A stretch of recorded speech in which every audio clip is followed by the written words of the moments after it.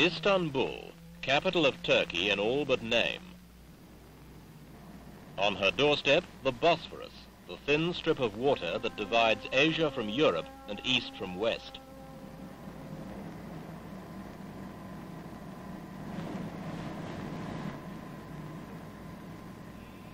Her people and her religion come from the Asian shore.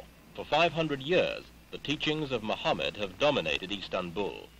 Today, this city, where once strutted the legions of Rome, is graced by the finest mosques of all Islam.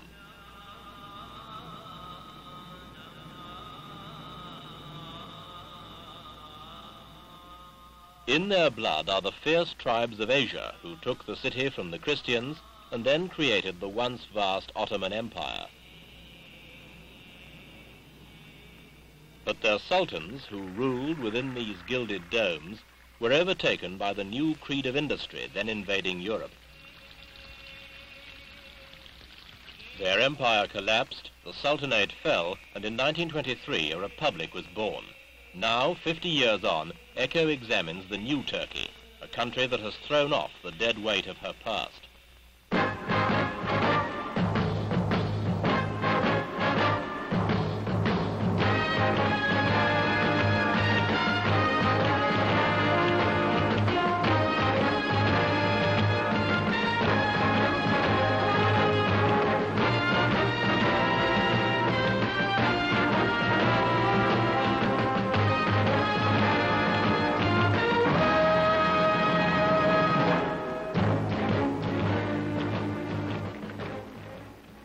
Turkey's republic has been dominated by one man, Mustafa Kemal Atatürk.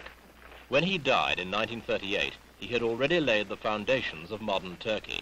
An iron man, he raised the revolution, expelled an invading army, and in 1923 proclaimed the republic. Few men have so dominated the destiny of their country. As a dictator, he imposed parliamentary democracy, the separation of state and religion, the emancipation of women, and a rigid constitution guaranteeing individual freedom. Above all, Ataturk was a soldier. To this day, his most jealous guardians are the army. They see themselves as the protectors of his ideals and the guarantors of the revolution he began.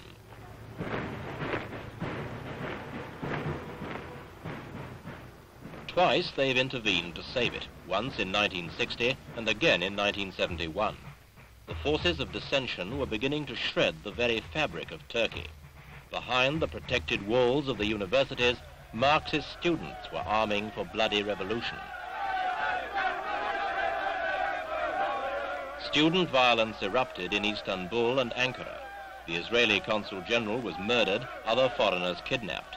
Communiques appeared from a Turkish liberation army, sounding alarmingly similar to the Arab Black September organization. The Turks, who detest public disorder, had had enough. And so had the army. The General Staff imposed martial law, isolated the men of violence, and demanded a new government that would enforce order in the streets and social reform in Parliament.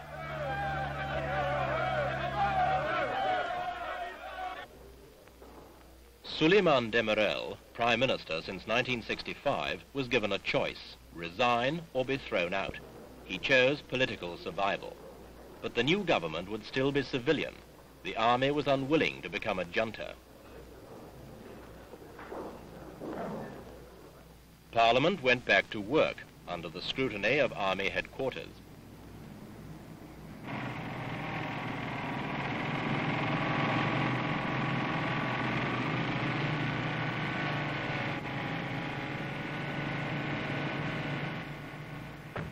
Standing between the military and an indecisive parliament was 70-year-old ex-soldier President Cevdet Sunay, and the grand old man of Turkish politics, İsmet İnönü, once Ataturk's right-hand man. Through them, the army laid out a program of reforms to be carried out before a new election in 1973.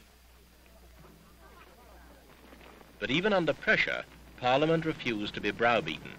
The reforms were to take nearly 3 years and 3 prime ministers to carry them through. Cevdet Sunay was a tired man when his term of office expired in March this year, but the army saw him off in style.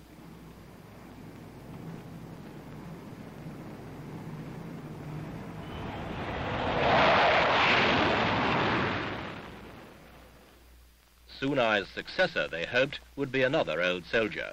The Army Chief of Staff, General Göller, resigned ahead of his time, ready for the job of president.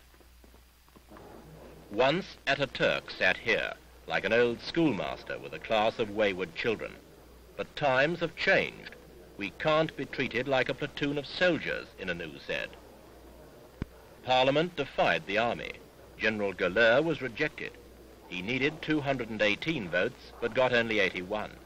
The army lost face, but the reasons to interfere had gone. Democracy had found its feet again. It took 14 ballots to find a compromise president. A retired admiral, Fahri Karaturk. The man behind Parliament's defiance was Süleyman Demirel. Deposed in 1971, he's still an astute politician. Nevertheless, it took the army to force reforms he couldn't get through Parliament.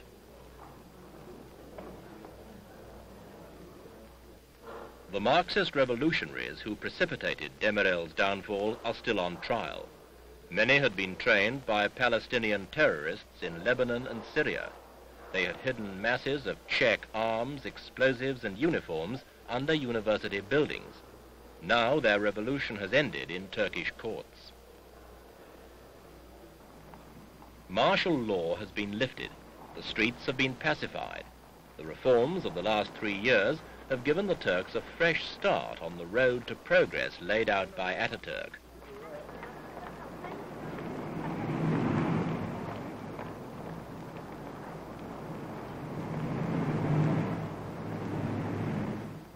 Turkey's democracy has survived its severest test. The question now is whether the prosperity and the lifestyle of booming Ankara and Istanbul can be spread to the rest of Turkey. Ataturk emancipated Turkey's women in the 30s. Veils haven't been worn in Ankara since their mother's day. But out in the countryside, where 6 out of 10 Turks live, old traditions are still powerful. 50% are illiterate. The prosperity of the cities has not yet reached them.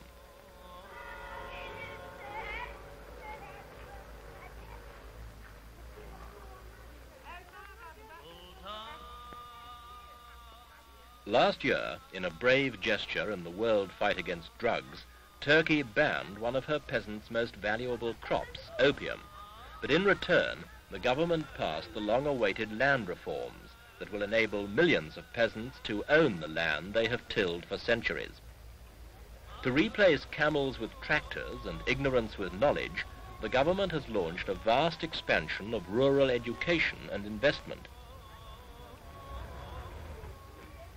But Ataturk's revolution still has a long way to run. This family firm is still happy to make bricks the same way the ancient Egyptians did.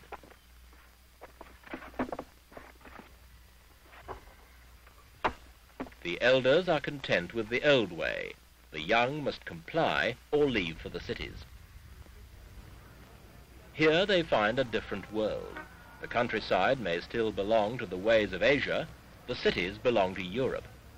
Turkey sees herself economically a part of Europe.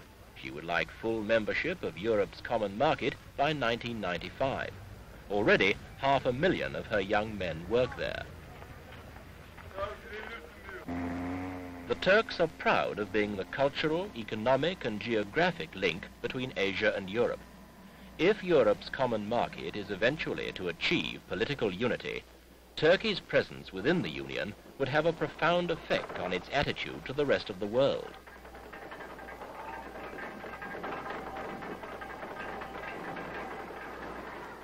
In the 50th year of her republic, Turkey has chosen to symbolize this vision by building a great bridge across the Bosphorus. It is the first physical link between Europe and Asia since the Emperor Darius built a bridge of boats for his armies 2,500 years ago. But today's bridge is not for armies. It is an artery of trade between two continents.